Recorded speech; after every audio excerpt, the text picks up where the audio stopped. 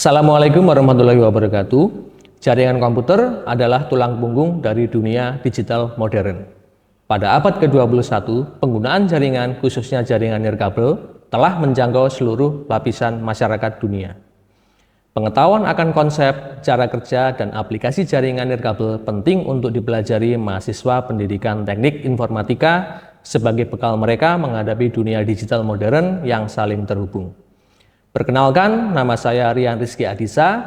Saya adalah dosen dari Program Studi Pendidikan Teknik Informatika UMS dengan NIDN 0603049301. Pada program studi PTI, saya biasa mengampu mata kuliah yang sesuai dengan bidang keilmuan saya, yaitu Computer Networking.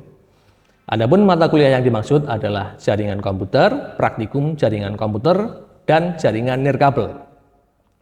Saya juga telah mengembangkan bahan ajar dalam bentuk modul praktikum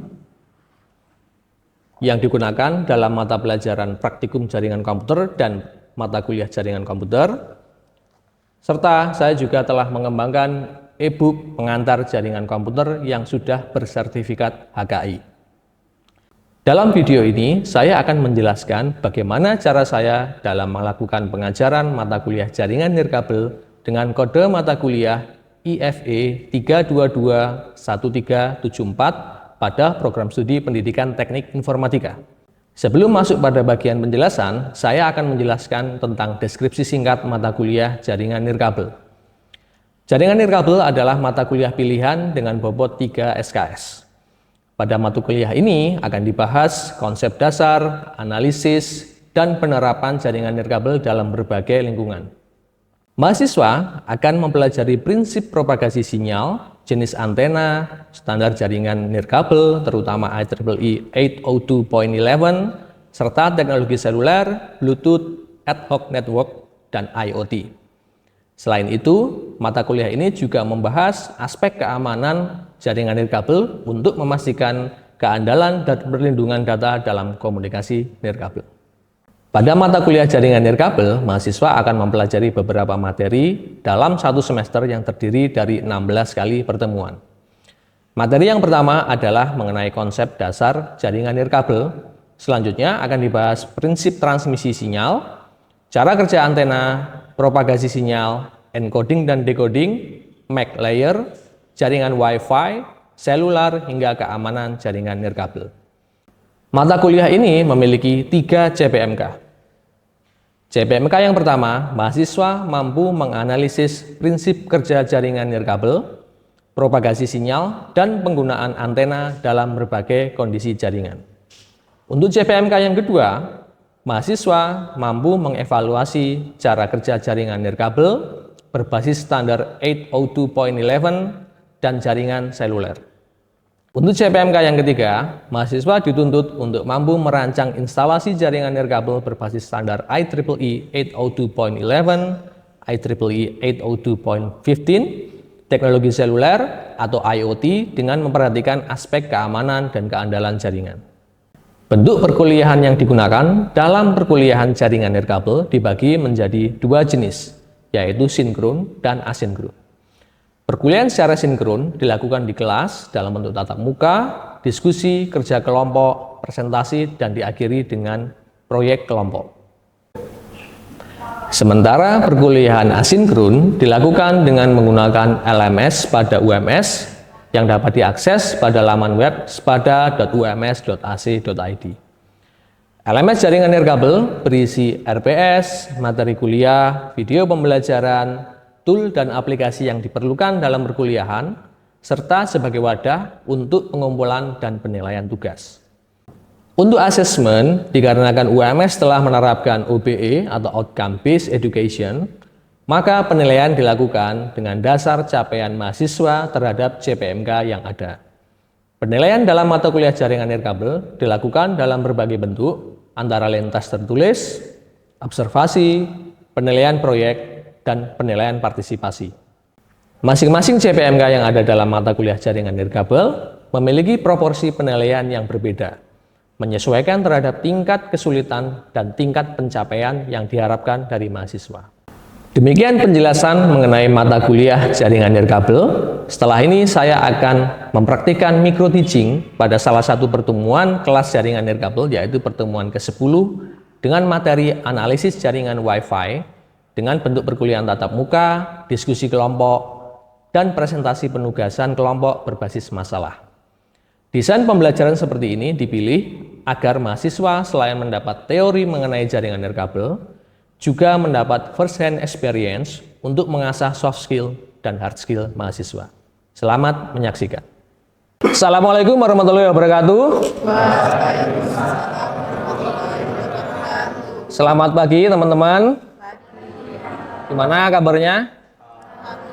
Alhamdulillahirrahmanirrahim. Jadi kita datang lagi di kelas apa ini? Jaringan nirkabel ya. Jaringan nirkabel kita sekarang ada di pertemuan ke-10 di mana kita nanti akan membahas materi baru mengenai analisis Wi-Fi ya. Tapi sebelumnya kita akan seperti biasa membaca Al-Fatihah bersama-sama, dilanjutkan dengan tadarus ya, di mana minggu ini kita jatahnya adalah untuk membaca surat Al-Qadr ya. Siap? Siap. Oke, silakan bersama-sama membaca Al-Fatihah, dilanjutkan dengan membaca surat Al-Qadr.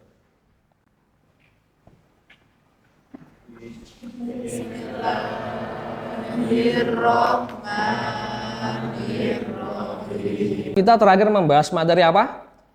Tentang teknologi Wi-Fi dan teknik modulasi.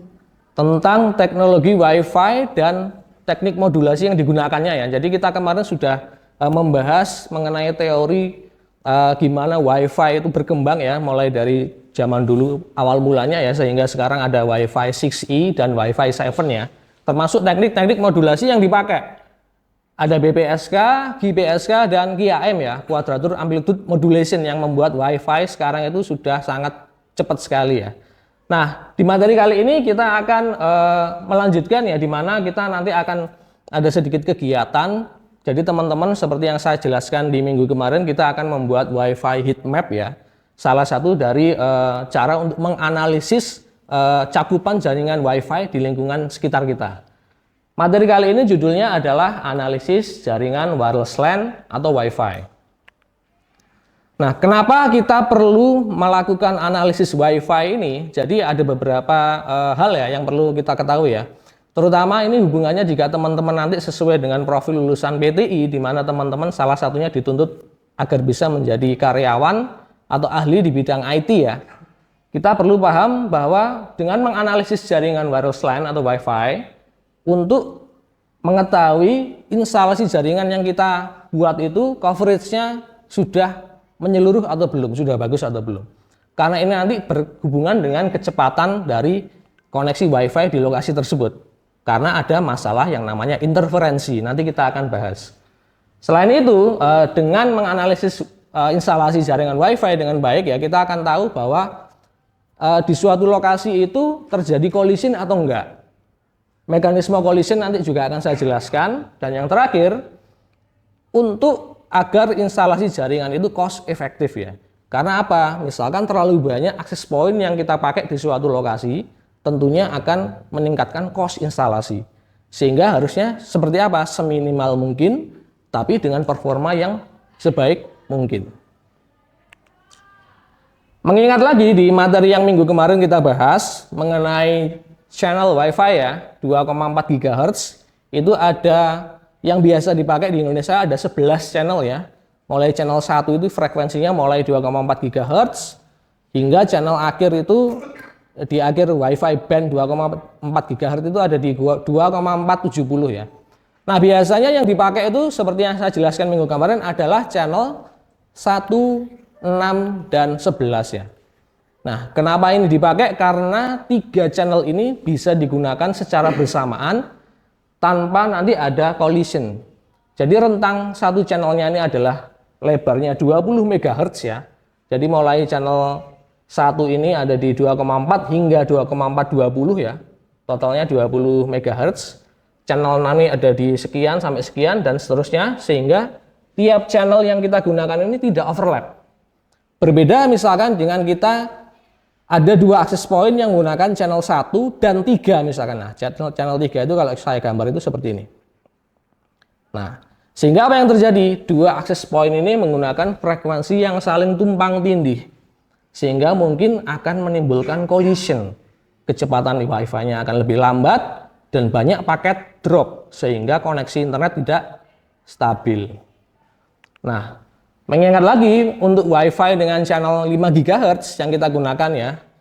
Jadi ada beberapa mekanisme yang bisa kita gunakan ya. Normalnya kalau kita menggunakan lebar bandwidth-nya itu adalah 20 MHz, akan ada sekitar 24 channel yang bisa kita gunakan tanpa terjadi collision. Nah, namun seperti yang saya jelaskan pula minggu kemarin ya, bahwa kita bisa meningkatkan kecepatan Wi-Fi itu dengan menggunakan konsep channel bonding. Dari channel yang kecil-kecil kita gabung. Daripada menggunakan satu channel 20 MHz, kita bisa menggunakan dua channel 20 MHz menjadi satu channel yang lebih besar 40 MHz. Itu dapat meningkatkan bandwidth. Karena apa? Sangat lebar sekali sehingga kalau kita menggunakan banyak channel 160 MHz lebih dari dua itu akan overlap sehingga menimbulkan hal-hal yang kita tidak inginkan tadi, yaitu adalah collision dan seterusnya. Nah, kalau sesuai standar internasional seperti standarnya Amerika FCC ya, jadi channel ini dibagi-bagi frekuensinya menjadi beberapa kategori ya. Ada Uni 1, Uni 2, Uni 2 Extended, dan Uni 3. Nah, biasanya kalau Wi-Fi yang kita pakai itu Wi-Fi yang lama ya, biasanya memakai yang lower band yang di sini ya. Ini dispesifikkan untuk aplikasi Wi-Fi yang indoor. Tapi kalau yang frekuensi lebih tinggi ini biasanya boleh dipakai indoor atau outdoor, dan biasanya Wi-Fi yang modern itu cenderung memilih frekuensi yang lebih tinggi karena dia lebih aman dari interferensi yang frekuensi rendah. Nah, ini sudah saya jelaskan tadi bahwa kita dapat mempercepat koneksi Wi-Fi dengan menggunakan konsep yang namanya channel bonding. Oke, jadi sesuai yang saya jelaskan ya, jadi di mana kita bisa membuat Wi-Fi yang kita pakai itu lebih cepat dengan menerapkan konsep yang namanya channel bonding. Kita bisa menggabungkan beberapa kanal Wi-Fi yang ada menjadi satu kanal yang lebih lebar untuk agar bisa menghasilkan bandwidth yang lebih tinggi. Contohnya, contoh praktisnya ya, kalau kita memakai lebar channelnya itu 20 MHz saja dengan satu antena ya, itu akan menghasilkan bandwidth secara teoretikal maksimal adalah 86 megabit per second. Tapi kalau kita pakai channel width-nya itu sampai 160 MHz, itu bisa menghasilkan bandwidth jauh lebih cepat hingga sampai 866 megabit per second ya. Nah, terlebih lagi dengan teknologi Wi-Fi modern seperti menggunakan konsep MIMO ya, multiple input, multiple output, dengan banyak special stream seperti 4 MIMO itu ya, kita bisa pakai channel yang lebarnya 160 MHz sehingga kecepatannya bisa sangat tinggi sekali, mencapai lebih dari 3 gigabit per second. Tapi konsekuensinya dengan channel yang lebar di suatu lokasi tidak bisa ada banyak AP yang berjalan bersamaan, karena nanti kalau terlalu lebar akan bersenggolan dengan AP-AP di sebelahnya. Nah, terkait dengan interferensi, sebenarnya ada 3 mekanisme utama ya yang terkait dengan interference pada Wi-Fi. Yang pertama adalah interferensi yang terjadi yang bernama kategori co-channel ya. Jadi co-channel interference ini adalah di mana jika ada satu AP yang menggunakan satu channel, tapi di dalamnya ada banyak sekali perangkat yang terhubung ke AP tersebut. Sehingga apa yang terjadi? Bisa berebut kapan dia harus mengirim data ke AP tersebut dan sebaliknya, AP mengirim data ke device. Nah, ini contoh nyatanya misalkan kalau ada di sebuah lokasi ya, kafe gitu ya teman-teman, misalkan nongkrong, semua yang pengunjung kafenya itu menggunakan Wi-Fi yang sama, maka yang terjadi apa? Akan lemot. Nah, sehingga ini bisa menimbulkan gangguan pada jaringan Wi-Fi di suatu lokasi tersebut. Selanjutnya adalah interferensi yang diakibatkan karena adanya channel yang berhimpitan ya, adjacent channel interference. Di mana banyak AP yang masing-masing ini menggunakan channel yang saling tumpang tindih. Contohnya, ada AP di sini yang dia menggunakan channel 6. Sementara di sebelahnya channel 4 dan sebelahnya channel 5 ini ya. Nah, ini channel 4 dan channel 5. Nah, ini karena frekuensinya dia berhimpitan sehingga jika ada klien yang mengirim itu bisa jadi mempengaruhi koneksi klien yang di AP sebelahnya karena frekuensinya terlalu mepet. Dan yang terakhir adalah interferensi yang dihasilkan oleh perangkat non-Wi-Fi.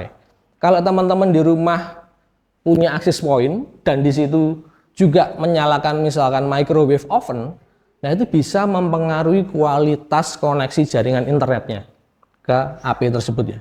Karena apa? Microwave oven itu juga beroperasi pada frekuensi rentang yang mirip digunakan dengan Wi-Fi, yaitu 2,45 GHz.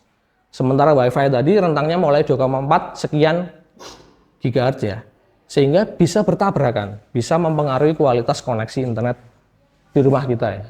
Selain ada beberapa device lain yang mungkin menimbulkan interferensi ya, radio interferensi seperti telepon tanpa kabel. Zaman dulu itu ada telepon rumah yang dia itu tanpa kabel wireless. Itu juga biasanya frekuensinya sedikit banyak bertabrakan dengan frekuensi yang kita gunakan dengan Wi-Fi. Nah, di kesempatan kali ini nanti kita akan ada tugas kelompok ya, di mana teman-teman sudah masih hafal kan kelompoknya? Masih ya. Ini apakah duduknya sudah sesuai kelompoknya masing-masing?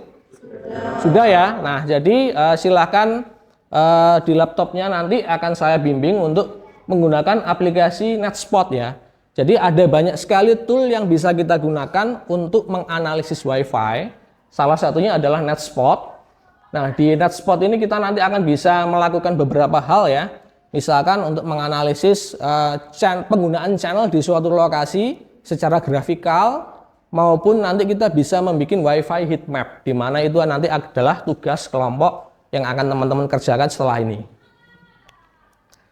Pertama adalah analisis channel 2,4 GHz ya. Jadi di NetSpot itu kita bisa menganalisis berdasarkan channel 2,4 GHz aja atau 5 GHz aja itu juga bisa. Nah, seperti yang ditampilkan di sini, karena tadi disebutkan bahwa kalau kita pakai channel width yang terlalu lebar ya, terutama di channel 2,4 GHz ya, di Wi-Fi 2,4 GHz itu bisa menimbulkan interferensi. Nah, idealnya tadi disebutkan bahwa Wi-Fi 2,4 GHz itu memakai channel 1, 6, dan 11 agar jaraknya berjauhan sehingga tidak menimbulkan interferensi. Namun di suatu lokasi biasanya ada Wi-Fi yang konfigurasinya kurang tepat. Contohnya yang bisa dilihat di depan ini ya. Jadi ada satu access point yang dia menggunakan channel width itu 40 MHz. Yang terjadi apa? Channel tersebut menabrak channel sebelahnya. Sehingga kalau kita pakai access point yang seperti ini ya, itu nanti akan mempengaruhi kecepatan koneksi. Koneksinya bisa jadi lambat, banyak paket drop, sering lemot, nah itu ya. Sehingga kalau menemukan seperti ini ya berarti bijaknya kita nanti akan mengkonfigurasi AP yang 40 MHz tadi agar kita setting menjadi 20 MHz saja biar nggak nabrak channel sebelahnya. Nah, akan tetapi kapan kita bisa pakai channel yang lebar? Apakah nggak boleh? Jawabannya adalah boleh. Tetapi misalkan jika kita menempatkan access point itu di lokasi yang di sebelah-sebelahnya tidak ada access point yang lain, misalkan dia berdiri sendiri, sehingga mungkin tidak diperlukan. Nah, dengan visualisasi coverage Wi-Fi seperti ini, kita nanti sebagai teknisi misalkan ya, kalau teman-teman sudah bekerja nanti bisa menentukan lokasi pemasangan access point yang ideal.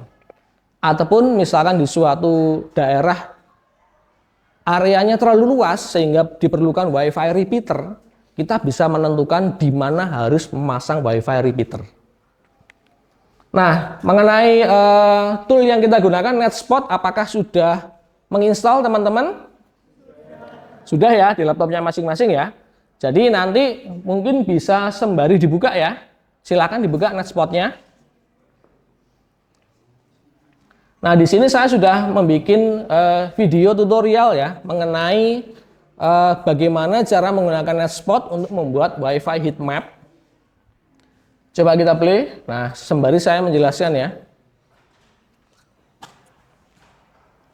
Jadi saat teman-teman membuka NetSpot, nanti tampilannya sekitar seperti yang tampil di depan ini ya.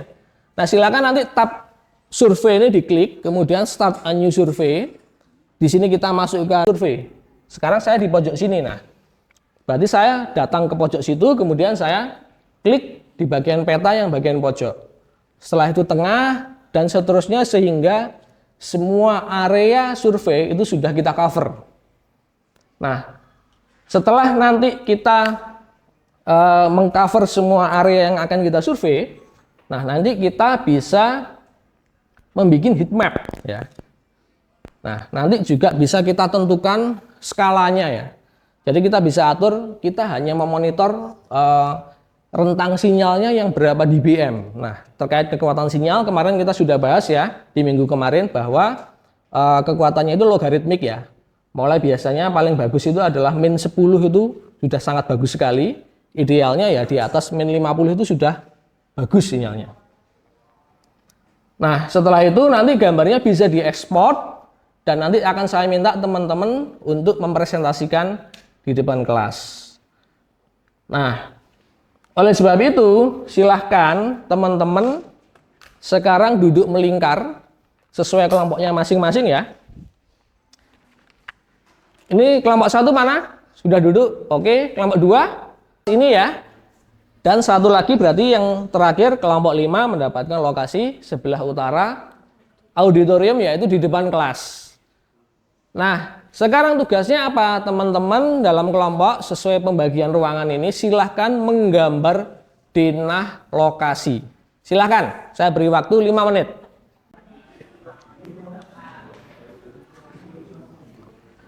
Ini tadi kebagian ruangan apa ini? Ruang kelas ya. Ya, silahkan menggambar denah sesuai posisi kita saat ini ya. Ini kayaknya gambarnya paling gampang ya karena cukup persegi aja gitu ya. Tapi harus ditentukan posisi depannya mana ya. Nanti biar nggak bingung saat survei.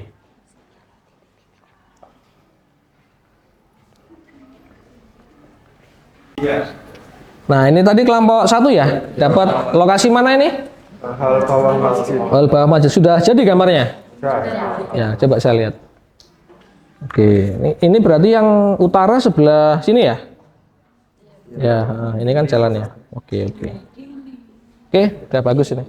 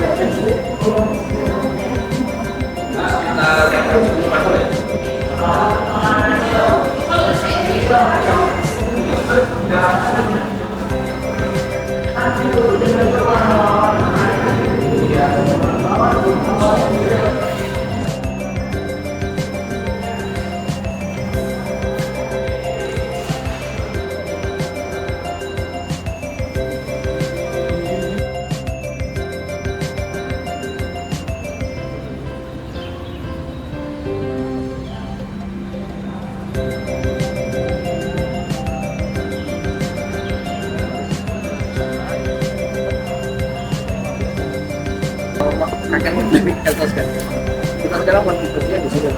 Nanti tahu satu itu. Apa maksudnya?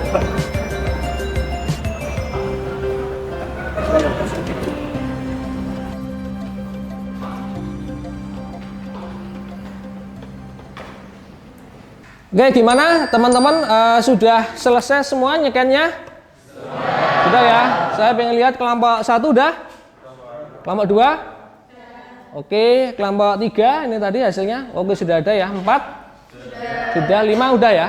Oke, beres. Nah, jadi saya pengen melihat hasilnya ya. Mungkin perwakilan kelompok aja saya tunjuk random kelompok 2 aja ya. 2 tadi ada di ruangan mana? Ya. Silakan. Assalamualaikum warahmatullahi wabarakatuh. Waalaikumsalam warahmatullahi wabarakatuh.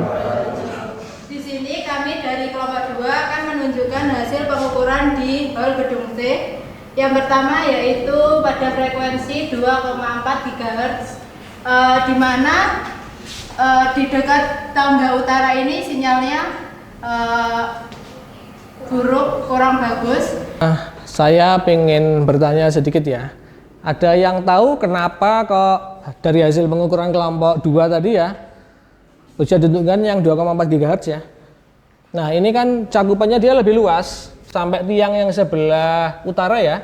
Sementara kalau yang 5 GHz bisa ditunjukkan. Nah itu cakupannya malah lebih sempit. Nah, ada yang tahu kenapa? Silakan.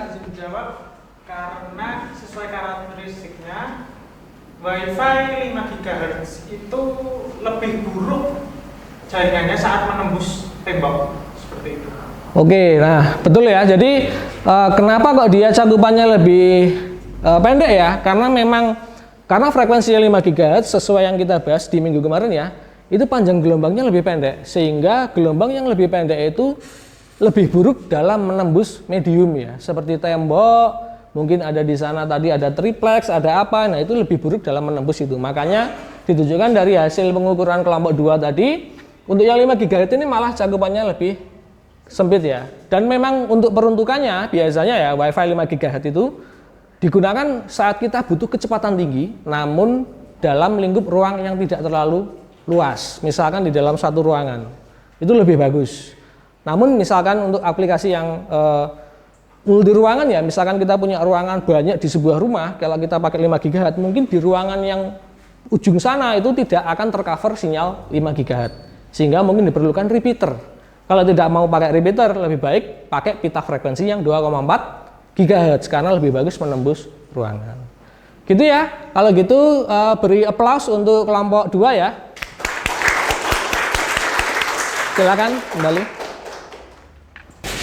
Oke, jadi teman-teman karena semua sudah mengukur di masing-masing sesuai pembagian tadi ya, silahkan nanti itu diupload di Sepada ya, di Sepada kelas jaringan nirkabel nanti sudah ada form submission yang harus digunakan untuk mengunggah tugasnya tadi ya, termasuk gambar hasil buatan denahnya dan juga screenshot 2 pita frekuensi pengukuran tadi ya, 2,4 dan 5 GHz di masing-masing lokasi.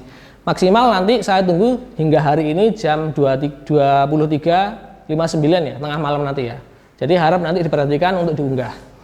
Nah, jadi kita tadi sudah belajar mengenai cara pengukuran WiFi ya, terutama dalam pembuatan heatmap. Jadi kenapa kita perlu belajar ini? Karena sekali lagi di dunia nyata nanti kalau teman-teman sudah bekerja misalkan ya, itu nanti akan digunakan ilmu tersebut. Misalkan saat teman-teman menjadi sebuah bekerja di bidang instalasi jaringan ya, bisa menggunakan tool seperti NetSpot untuk memetakan jaringan WiFi di tempat kliennya. Ataupun di luar itu misalkan teman-teman nanti sudah punya rumah sendiri atau misalkan punya usaha di bidang yang lain ya, yang memerlukan instalasi jaringan WiFi, juga bisa memanfaatkan tool ini untuk agar instalasinya cost efektif dan juga tidak menimbulkan masalah interferensi. Nah, jadi apakah ada yang bertanya? Cukup ya. Nah, sebelum perkuliahan ini saya akhiri, saya minta teman-teman untuk mengisi ini ya. Menti ya, silakan dibuka HP-nya. Silakan tuliskan perasaan Anda terkait perkuliahan kita hari ini ya. Nah, kita lihat ini yang paling besar apa ini? Menyenangkan, senang. Nah, baru 5 ini, silakan isi semua. Positif semua ini ya. Jadi teman-teman senang ya. Oke, kalau gitu sekali lagi, jadi kita kenapa kok belajar ini? Karena di sini saya ingin memberikan teman-teman hands-on experience ya, first-hand experience dalam kita tidak hanya belajar teori, tapi kita harus praktek ya. Karena di dunia nyata nanti selain pengetahuan aja, kita juga butuh skill-skill yang nyata ya, digunakan di dunia kerja nanti. Dan untuk materi minggu depan kita akan membahas mengenai jaringan seluler, di mana kita nanti akan belajar seluk-beluk teknologi seluler dan juga nanti kita akan ada aktivitas untuk memetakan sinyal seluler di lingkungan kampus, gitu ya. Kalau begitu, saya rasa cukup untuk pertemuan kali ini. Jika ada salah kata, saya mohon maaf. Akhir kata, wassalamualaikum warahmatullahi wabarakatuh.